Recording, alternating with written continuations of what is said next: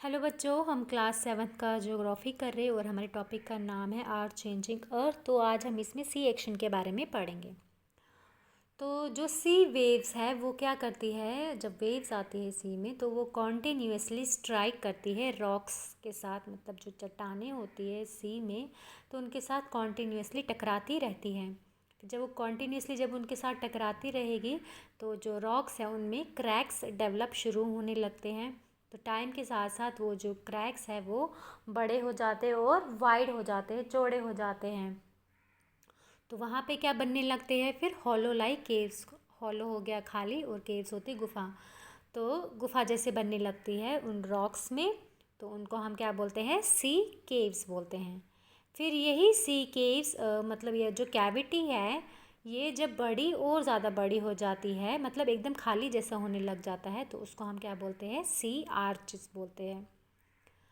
फिर क्या हो जाता है, फिर ये और ज़्यादा मतलब इरोड होने लगता है, तो खाली वहाँ पे क्या रह जाती है, एक वॉल रह जाती है, दीवार रह जाती है। तो इस वॉल लाइक फीचर को हम क्या बोलते हैं, स्टैक्स बोलते हैं। फिर बात करते हैं सी क्लिफ की। सी क्लिफ क्या होती है, जो सी वाटर पे एक वर्टिकली रॉकी पार्ट जो होता है उसको हम क्या बोलते हैं, सी क्लिफ बोलते हैं। फिर जो सी वेव्स है वो क्या करती है, जब वो सी वेव जब आती है तो वो क्या करती है, अपने साथ सेडिमेंट्स को भी डिपॉजिट करती है शोर्स पे। तो वहाँ पे क्या बन जाता है, बीचेस बन जाते हैं। तो अभी बात करते हैं ग्लेशियर्स की। ग्लेशियर्स को हम क्या बोलते हैं, रिवर ऑफ आइस भी बोलते हैं, रिवर्स ऑफ आइस, क्योंकि आइस वहाँ पे फ्लोट करती रहती है और जो है वो भी इरोड होती रहती है। तो जो ग्लेशियर्स है उस पे जो आइस होती है वो भी मेल्ट होती है।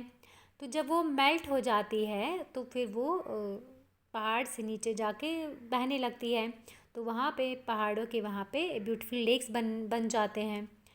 तो जब ये पानी बह के आ जाता है नीचे तो ये अपने साथ कुछ पत्थर, जैसे बड़े पत्थर या छोटे पत्थर ले आते हैं, या कभी सैंड लाया या कभी सिल्ट लाया तो वो डिपॉज़िट कर देते हैं।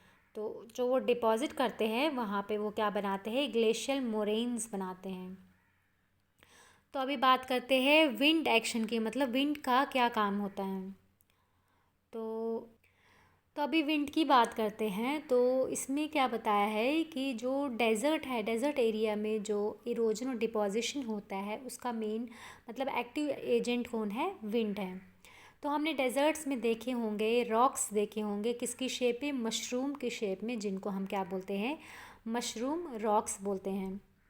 तो जो ये विंड्स है वो क्या करती है, रॉक का अपर पार्ट भी इरोड करती है और लोअर पार्ट भी इरोड करती है, लेकिन अपर पार्ट से ज़्यादा ये लोअर पार्ट को इरोड करती है।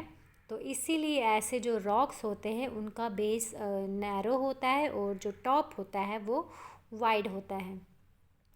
अब जब ये विंड ब्लो करती है तो ये अपने साथ मतलब ये लिफ्ट करती है और ट्रांसपोर्ट करती है सैंड को, एक जगह से दूसरी जगह ले जाती है।